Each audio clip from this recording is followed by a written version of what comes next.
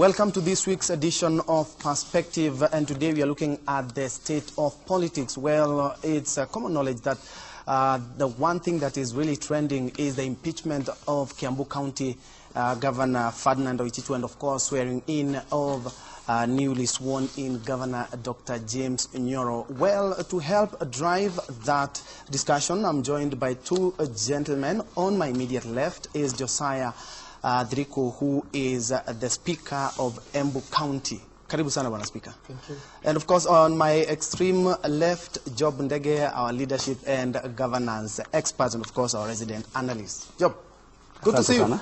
Yeah, good to see you too. First things first, a very somber mood now has engulfed the country. 13 students are dead barely a year after we had such an incident. What do you make of that, Job? Very, very sad. In fact, I would like to give my condolences to the family and friends of the 13 students, and I wish quick recovery for those who are injured, because I read that some are still injured. I'm yet to get the facts as to what really happened, but whatever it is, we cannot be losing our children in institutions of learning like has happened now and has happened in the past. We have to really go deep and check exactly what it is that happened. Fix it, and if there are people who are actually culpable, we deal with them. Yeah. I think that's really what we need. Honorable Speaker, what do you make of that? We've had this thing less than a year. We have the same kind of tragedy in schools. Very unfortunate situation. Really sad that we've lost students in a school due to some stampede. This raises the critical issue of safety of our children in schools, and this needs to be addressed. Yes. Whether it is the infrastructural issue, whether it is a safety issue in the classrooms or wherever they are in our schools, the government now needs to do something. Nevertheless, I pass my sincere condolences to the family, friends and relatives of the late, and wish a quick recovery to the injured. Job, we've seen Professor Magoha there talking about an audit. The court perhaps is the left hand not knowing what the right hand is doing, because he has castigated the courts for allowing reopening of a school that had not been cleared after an incident. Should we now be having an audit perhaps of our schools in the wake of so many accidents that we're having nowadays?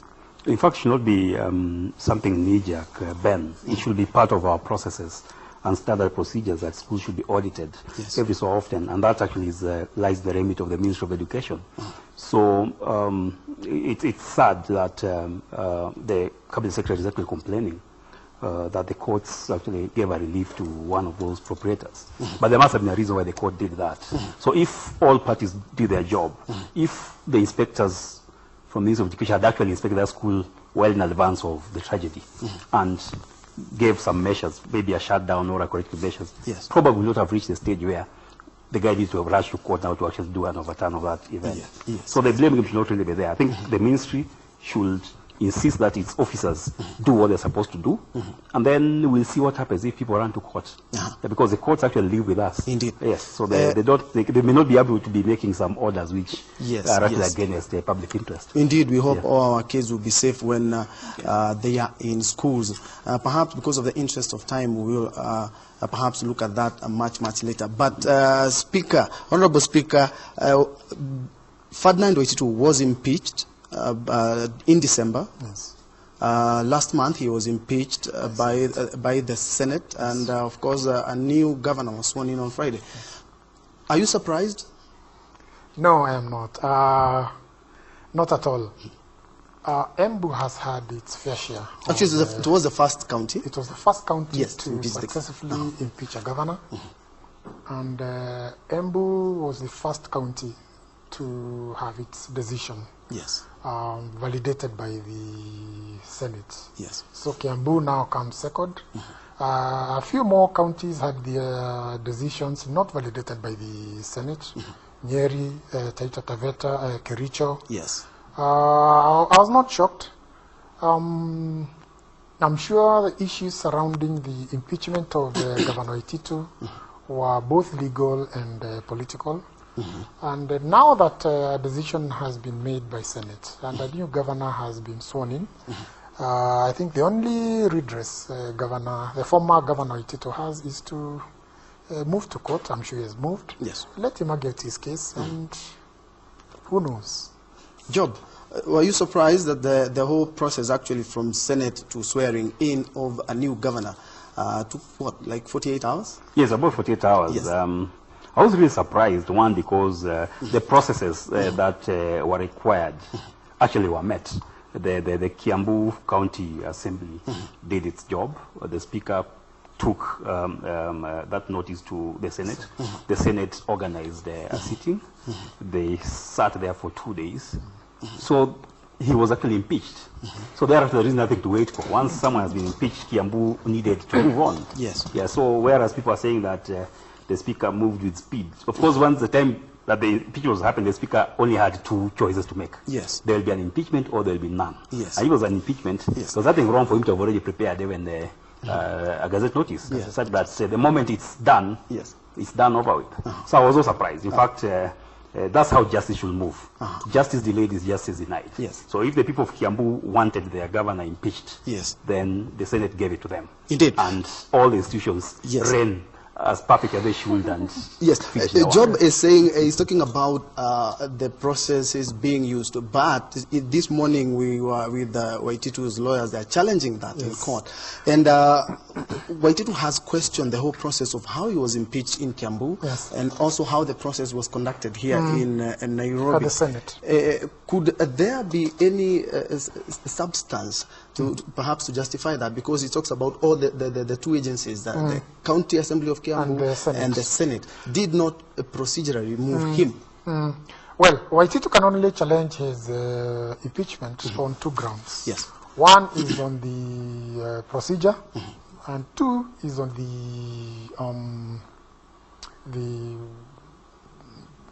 the strength, maybe the strength of the grounds. Yes.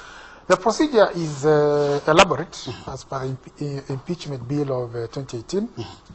A member of the County Assembly who wants to move an impeachment motion does a motion to the Speaker of the County Assembly. The Speaker has 4 days to scrutinize the motion. If satisfied that the motion meets the required threshold, he approves it within 4 days. If he feels that the motion hasn't met the threshold, again within the 4 days, he should be able to inform the move of the motion of his refusal and the reasons. And were all these steps followed in the Kiambu County Assembly? I think that's what Waititu is challenging. Now, whether they were followed or not, Yes. once the Speaker writes to, the County Speaker writes to the Senate, hands over the certificate, hands over the notice of motion, and hands over any other documentation that was utilized in the impeachment, the Speaker's Senate has around 10 days to convene a meeting of the Senate and to over the notice of motion and hands over any other documentation that was utilized in the impeachment. The Speaker's Senate has around 10 days to convene a meeting of the Senate, and the initial meeting looks at the charges. Yes. Then he should forward either to a special committee. If not a special committee, then the whole Senate, like the case of Waititu, becomes now the committee, what you call the plenary. Yes. The first thing that the plenary does is to check whether Section 14 of the Impeachment Procedures Bill was followed by the County Assembly. If the process was not followed, then they will inform the Speaker of the County Assembly that they can no longer and they will not proceed with the motion. Now, the Senate having considered that, and having considered it as the entire plenary, the first thing they did was to ensure that the County Assembly followed the entire process of Section 14 of the Impeachment Procedures Bill. After the 4 days, the move of the motion at the County Assembly is now allowed to give a notice. The notice is normally for 7 days. After the notice of 7 days, the mover is supposed to move the motion within 14 days. Within 2 days of the notice, the Speaker should advertise for something we call public participation. Once the public participation notice is given, the members of the public should within 5 days now submit any written memoranda or any other issue supporting or not in support of the motion. And that is what Governor Waititu is challenging. And that is what is challenging. Now, that will be left to the courts. Yes. Again, within 7 days of the actual debate of the motion, yes, the clerk to the county assembly should write to the governor, yes, informing him of the motion, 2, giving him the charges and the memoranda received, inviting the governor now to defend himself before the county assembly. Yes. I think that is what Waititu is challenging. But more importantly, yes, he's challenging the fact that at the time of passing the motion, yes, the 2/3, the 2/3 rule yes, was not met. For a governor to be impeached, that motion must be passed by at least 2/3 of the members of the county assembly seated in that county assembly. And that is what Waititu is challenging. The second thing is challenging is on the Senate. yes. That Senate, once the Speaker of the county assembly writes the Speaker Senate, the Speaker Senate should within 10 days yes, convene the first meeting. yes. And after convening the first meeting, then within 14 days, the special committee, if not the special committee, the entire plenary should now sit. I think those are the 2 issues that Governor Waititu is challenging. And we leave that to the court. Okay. Job, you do remember Governor Martin Wambora was impeached, but he sought redress at the courts. Yes. There are 3 charges that were leveled against Waititu, yes, and after the Senate had a sitting, they deduced that those were enough grounds for him to leave office. What yes, will happen charges, if yes, the court clears him and says, no, this guy is innocent? Now, 2 things. Yes. One is going to be a pretty difficult decision for the court. Yes. But generally, there's a principle that if the courts will follow it, the legal experts will tell you, you can't issue an order that is in vain. That's one principle. Yes. The other principle is that you must be fair to everybody who comes and seeks justice. So they have those 2 things to weigh. Yes. If truthfully Waititu seeks justice and he gets it, then the courts must give him relief. Now, what kind of relief will he get from the courts? That's what we are going to see if he has made it. If for some reason the court decides actually that the thing was fair, the grounds that he is suing for are fair, then the status quo will remain and Governor Nyoro will continue doing what he does and the county government continue. Yeah. So those are the 2 weighted issues we are going to take. And then we hope that for fairness, the court will also proceed quickly. Yes. Yeah, yes, so that this ends quickly. Because there is actually a danger that this thing may be determined close to 2022. Yes, yes. And the same danger, yes, Wambora got some reprieve because the court said, no, he cannot be thrown out of office before his case is handed and determined. But it has been different for Waititu. Yes. During Governor Wambora's impeachment, yes, we didn't have the current act in place. This act came into place in 2018. What Waititu was challenged in court should be determined within 30 days. Yes. After 30 days, if the matter goes, I think, to the Supreme Court or the Court of Appeal, again, it should be determined within 45 days. So I think the timelines are well set. And if he's able to prove his case, especially on the procedure and the threshold, then who knows, like I said before, he could be back. The courts are independent. Yeah, the courts are independent. Yeah, and we of course, we earlier term left the work of implementation and of budget making to the troops that are required, Parliament and the Budget Office. Indeed. But he has realized that that was not working because those guys, first the Treasury failed him, and it's good that CS Rotich and Kamau Tuge were kicked out of Treasury. They completely failed the president. Second, the MPs have failed him. Unfortunately, he has not dealt with the MPs yet. In my view, when the new term of Parliament comes in, the president needs to reorganize Parliament. He must make sure that you have MPs who know what they need to do. They take control of the budget. They are representatives of the people. They need to be the first people to be able to respond to what people require to be done, rather than crying to the president, who actually does not make budget. 1 minute. Yes, so good for the president. Yes. He's, I think he has realized that things are not moving on well, and he has decided to take charge by himself. And he started some times back. We've seen him talk about corruption. Yes. He has given enough warnings to public servants. He has taken decisions against the corrupt public officials. Now he has taken charge of actual development. The complaint was that the president was missing in action. Yes.